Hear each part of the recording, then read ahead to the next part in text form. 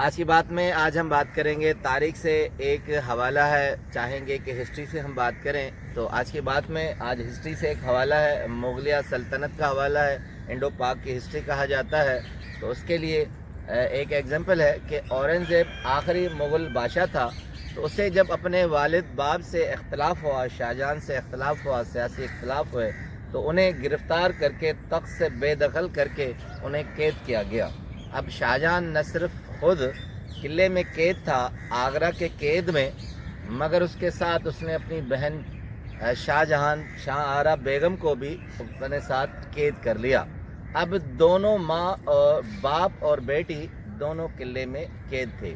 बहुत मशहूर किताब है, CR चौधरी और RC मजमन साहब की किताब, दोनों ने मुश्तरका किताब लिखी है। उस किताब का नाम है एडवांस हिस्ट्री ऑफ इंडिया। उसमें वो लिखते हैं कि शाहजहां ने अपनी कैद में ये तरीका इख्तियार कर लिया कि अपने आप को मज़हब की तस्कीन में ढाल लिया।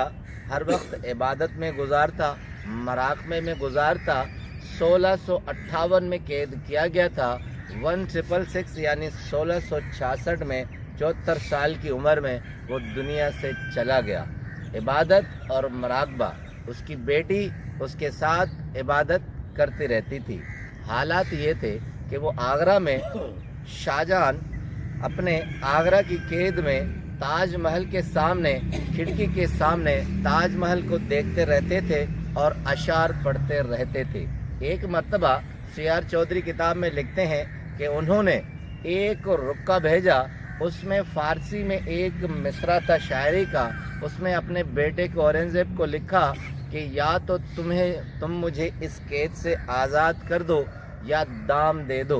तो कहते हैं कि इसी के जवाब में, फिर लिखते हैं CR चौधरी साहब कि इसी के जवाब में औरंगज़ेब ने एक दूसरा मिसरा शायरी का फ़ारसी में लिखा, कहा कि अपने आप को तुम उस समझदार चिड़िया की मानंद समझो जो जाल में फंस जाती है और सब्र करती है।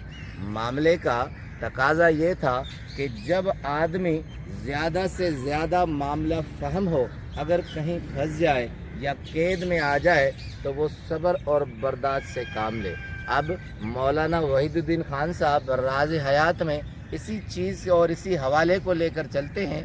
कहते हैं कि इंसान के साथ भी यही मामला होता है।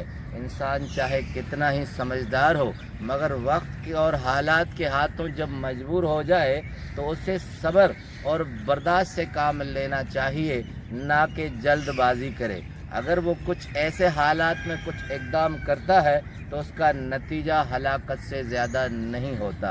अब यही मामला अगर हम मुग़ल सल्तनत के तरफ देखेंगे तो उसमें भी सारी मामला फ़हमी यही आ जाती है कि अगर हालात आपके ख़िलाफ़ चले जाएं तो आपको मामला फ़हमी से काम लेना चाहिए।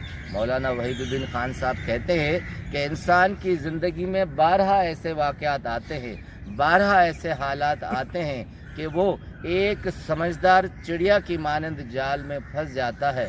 अब हालात का तकाजा ये होता है कि वो उस जाल से निकलने के लिए सब्र और बर्दाश्त से काम ले।